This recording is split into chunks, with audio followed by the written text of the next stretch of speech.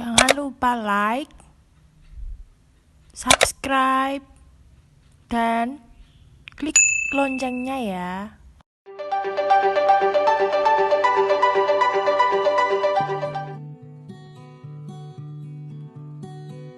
Assalamualaikum warahmatullahi wabarakatuh.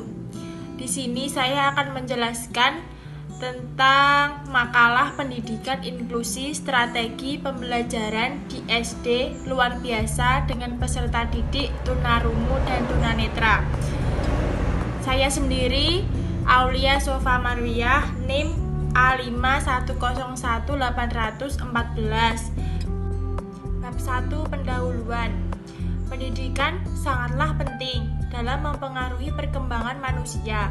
Pendidikan memiliki pengaruh yang dinamis dalam menyiapkan kehidupan manusia di masa depan. Selain itu, pendidikan juga dapat mengembangkan berbagai potensi yang dimiliki secara optimal. Pendidikan dapat mengembangkan beberapa aspek sesuai dengan tahap perkembangan peserta didik. Karakteristik lingkungan fisik dan lingkungan sosial budaya.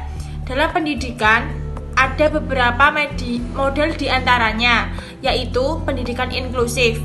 Pendidikan di Indonesia seharusnya memberikan semua siswa di kelas pendidikan umum dengan instruksi, intervensi, dan dukungan berkualitas tinggi adalah ciri khas pendidikan inklusif.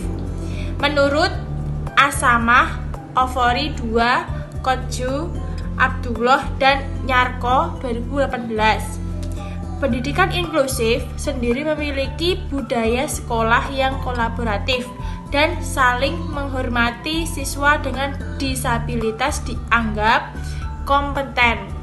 Menurut Jelas dan Mohad Ali 2014, di Indonesia memiliki siswa atau peserta didik dengan disabilitas 5,48%. Pernyataan tersebut menurut Andayani tahun 2010. Menurut Debor Pijel dan Minanjau, sikap guru terhadap pendidikan inklusif, mereka menyatakan bahwa guru negatif atau netral terhadap inklusi karena kurangnya sumber daya manusia dan pelatihan yang memadai yang mereka terima.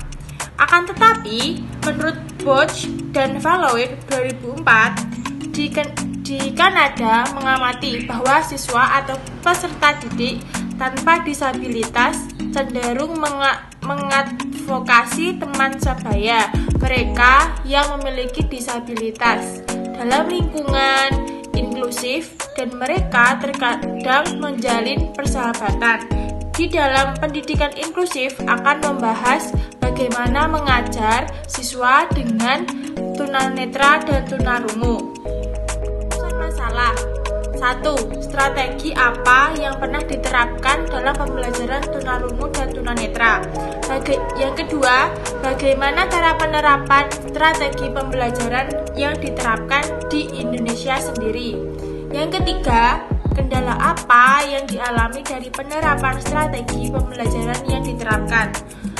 Tujuan dari artikel atau makalah ini, yang pertama, mengetahui strategi pembelajaran yang pernah diterapkan dalam pembelajaran tunarungu dan tunanetra. Yang kedua, mengetahui cara penerapan strategi pembelajaran yang diterapkan. Yang ketiga, mengetahui kendala dari penerapan strategi pembelajaran tunarungu dan tunanetra. Yang selanjutnya, saya akan menerangkan tentang bab kedua, yaitu isi atau inti dari makalah. A. Pembahasan strategi pembelajaran tunarungu. Yang pertama, strategi pembelajaran KWL atau Know, Want, Learn. KWL merupakan strategi membaca melalui 3 langkah pokok, yaitu 1. Memahami latar belakang pengetahuan siswa secara brainstorming. Yang kedua, Yang kedua, merumuskan pertanyaan untuk hal-hal yang ingin diketahui berhubungan dengan teks yang akan dibaca. Yang ketiga, menjawab pertanyaan yang sudah dirumuskan setelah mempelajari keseluruhan isi teks. Yang strategi pembelajaran tunarungu yang kedua, strategi pembelajaran reka cerita gambar. Menurut Munziroh Sumarwati dan Sardono tahun 2013, reka cerita gambar adalah serangkaian gambar seri yang telah dibuat secara tersusun untuk menceritakan sesuatu atau kegiatan atau peristiwa.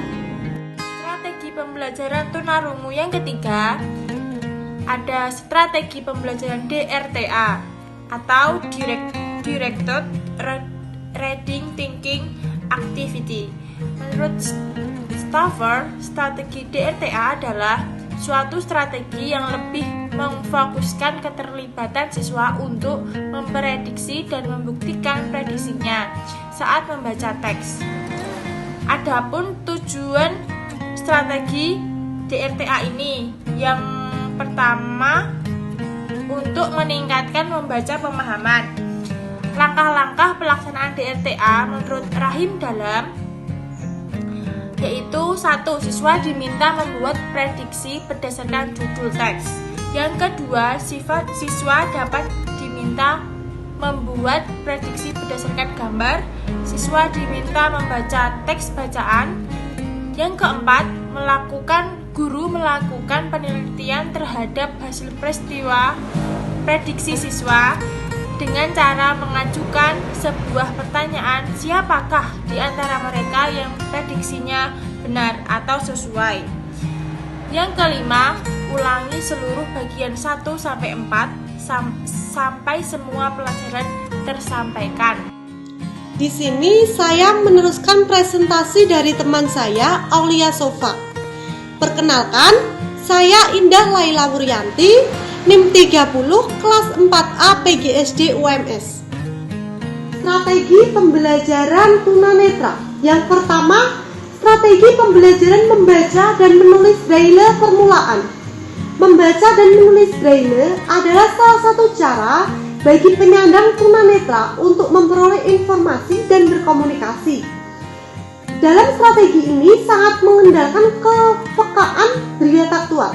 Kepekaan daya taktual merupakan tuntutan untuk memiliki kecakapan dalam membaca dan menulis braille. Kepekaan daya taktual tidak spontan bisa muncul kepada anak tunanetra. Semua itu butuh latihan, sehingga guru dalam pembelajaran anak tunanetra memegang peranan penting dalam strategi ini. Karena lewat pembelajaran ini, anak-anak tunanetra dipersiapkan untuk memiliki kecakapan mengakses informasi dan komunikasi. Yang kedua, strategi multimodal learning.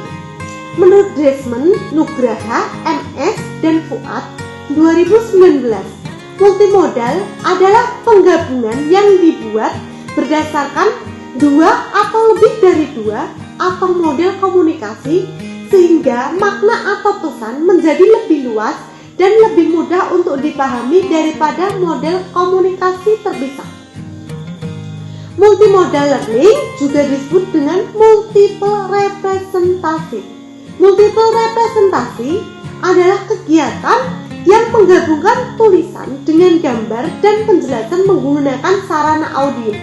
Sehingga strategi ini sangat mengandalkan indera pendengaran bagi anak tunanetra.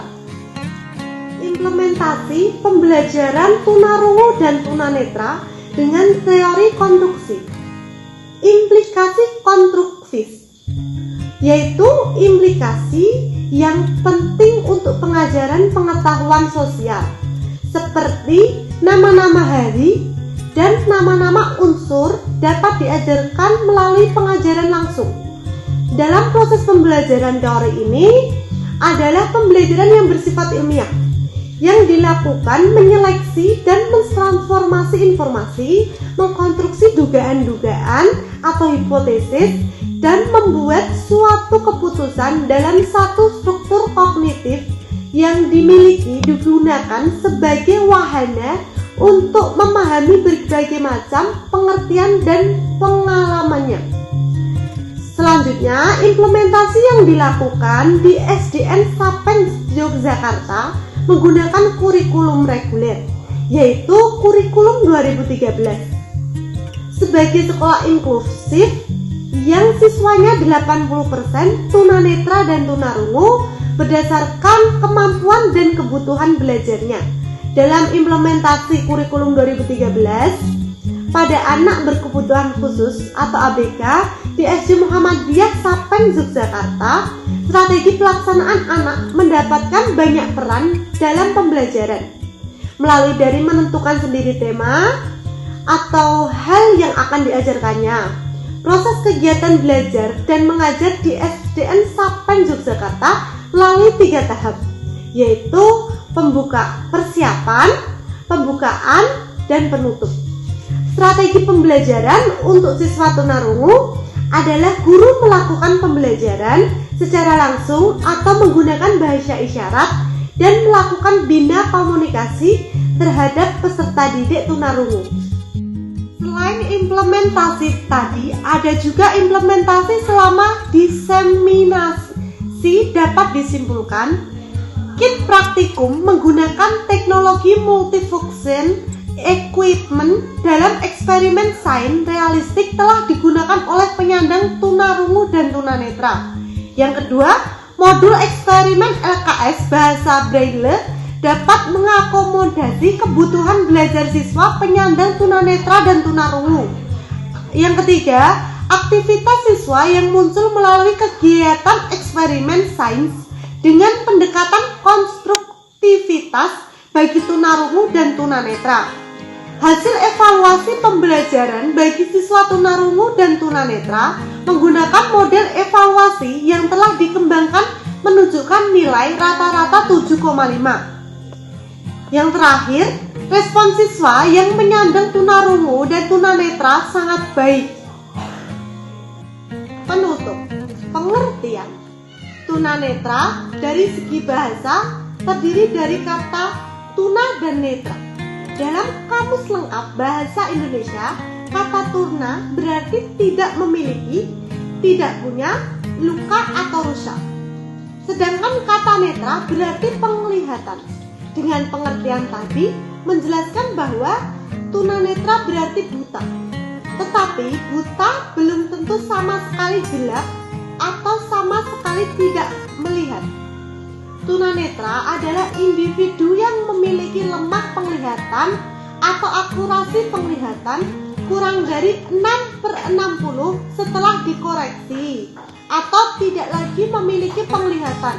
Karena tunanetra memiliki keterbatasan dalam indera penglihatan, maka proses pembelajaran menekankan pada alat indera yang lain, yaitu indera peraba dan indera pendengaran. Tunarungu adalah orang yang tuli. A deaf person adalah orang yang mengalami ketidakmampuan mendengar, sehingga mengalami hambatan dalam proses informasi bahasa melalui pendengarannya dengan atau tanpa menggunakan alat bantu dengar, hearing aid. Ketunarunguan dapat terjadi pada masa prabahasa dan pascabahasa. Hermawati 2007. Ketunarunguan prabahasa, trilingual deafness, merupakan kehilangan pendengaran yang terjadi sebelum kemampuan bicara dan bahasa berkembang. Sedangkan ketunarunguan pasca bahasa, postlingual deafness, merupakan kehilangan pendengaran yang terjadi setelah berkembangnya kemampuan bicara,